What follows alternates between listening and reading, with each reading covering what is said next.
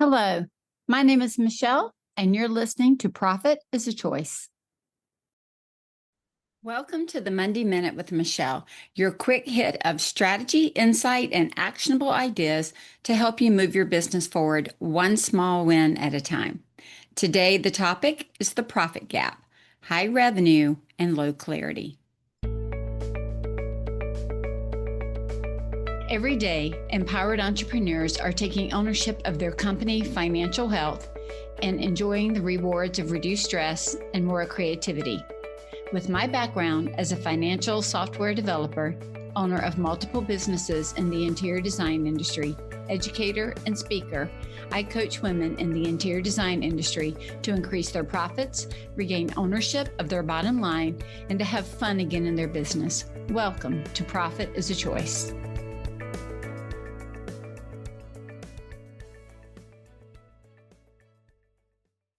Thanks for being with me today on the Monday Minute with Michelle. Today, we're going to talk about a challenge that I see quite often, especially in scaling, and that is high revenue with low clarity. First, I want to start by just defining what this profit gap means and what some of these terms mean. So let's look at revenue. Revenue is the money that is coming into your company for product or service sales. It's where you've sold something. It can also be called total income.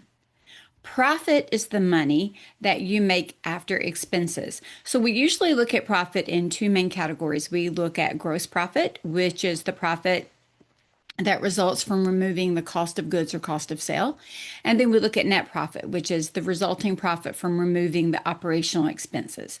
So revenue is money coming in. Profit is what is left over after the expenses associated with that sale have been removed. Many would call revenue a vanity metric, meaning I'm a company that sells X amount. But here's the thing, just because you sell it doesn't mean you make it. I've seen businesses, as you probably have, that make money. Making money is not always the problem. It's keeping the money. That is the problem. Profit is sustainability. So if revenue is a vanity metric or could be a vanity metric, we absolutely have to have it and we want to have it. But that profit that we have at the gross profit level and the net profit level, that's what keeps a business sustainable. So how can we get into this profit gap, this problem where we have high revenue and low clarity? Of course, clarity is just an understanding of what's really happening. Well, it starts because often we look at revenue alone and we think that if we've got high revenue, then we've solved all the problems. And any of you that have gone through a scaling where you've had more money coming in, start to realize sometimes you're making less money, you're going to recognize this. And so the challenge is that when we're only looking at revenue as the driver or as the success factor for our company, we have problems like things with cash flow issues. We might have excessive outsourcing cost. We have an overrun of expenses. Maybe we have poor procurement going on. We're overstaffed or we're being inefficient. Maybe we're not pricing our design correctly, or we don't have the fees that we need on the product to come in for us to be able to handle it. And our product margins are too low to sustain operations. And this is why it could be considered vanity, because we're so focused on the growth of the top number, but we're not looking at those bottom numbers for long-term growth, long-term wealth building, and sustainability. And so in that case, we actually have revenue, but we have huge profit leaks. Owners can also frequently be very underpaid in a company like this. I've seen that happen, where the business is making more and more money and they have to hire more and more people or buy more and more product. And then what happens is the one who's taken the hit is the owner. And I see this a lot in a very, what we would consider from the outside looking in, successful company. And so, I've seen companies making multiple millions and the owners barely bringing in $100,000. It's really skewed. Here are some common signs if you think this could be happening to you. When the owner doesn't pay themselves consistently, when they have a salary that is way too low. If they were to try to replace themselves in the work, they can't do it for the salary they're paying themselves. Maybe they're only paying themselves and taking money that's left over or when they need it. Sometimes I see them not accounting for their time properly. They want everybody else's time accounted for, but they're not being honest about how much time they spend and where they spend it. So perhaps nights and weekends just don't even get added into the billable time, even though that's what they're having to do to make it work. And they're also trying to work in the business and manage the business and lead the business simultaneously. So they're the technician, the manager, and the CEO all at once. And that's just not a recipe that's going to lead them to future profitability. All right. So if we've got this gap, we've got all this revenue, we can start to see that there's some problems that we're having. The clarity comes from understanding what drives profitability in your company. So if you're missing the clarity, that's going to be the problem to scaling well, because we can scale and grow when we can see things as they really are, and then we can be intentional about the changes that we make to get us what we want. Most of this happens, what I'm getting ready to point out to you, before bookkeeping ever takes place. So what I mean by that is a lot of times in our CFO to go programs or our financial programs, people give me their financials. And in those, I am just reading out the results of decisions that were made in the past. Think about it like going to the doctor and getting blood work done. The doctor is just reading the results that the blood work is telling them from past things that have happened, or from where what happened to get you where you are today. The same holds true.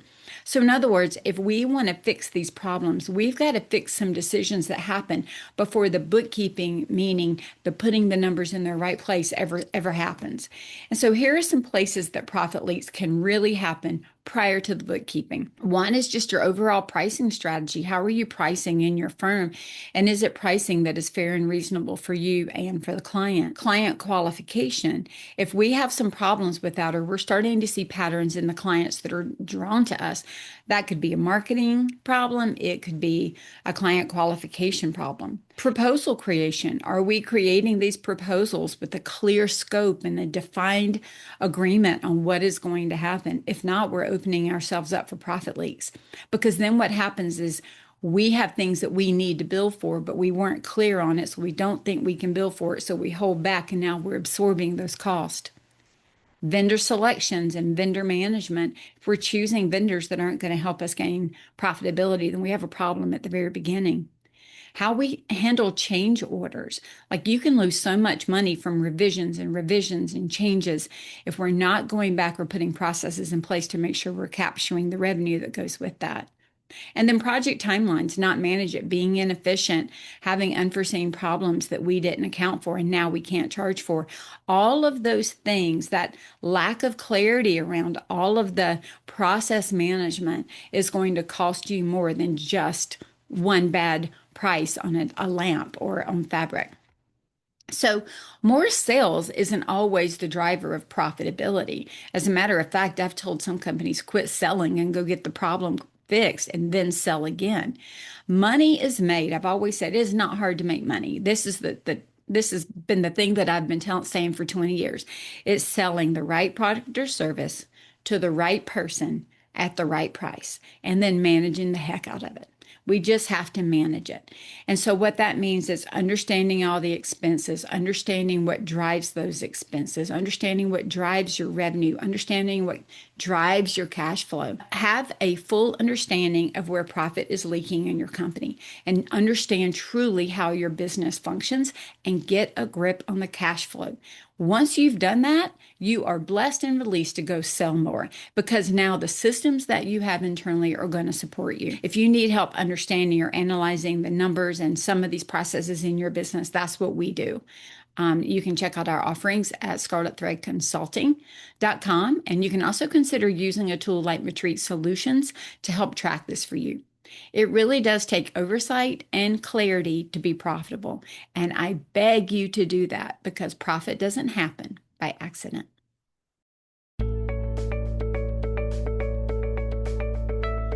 Profit is a Choice is proud to be part of the designnetwork.org, where you can discover more design media reaching creative listeners. Thanks for listening, and stay creative and business minded.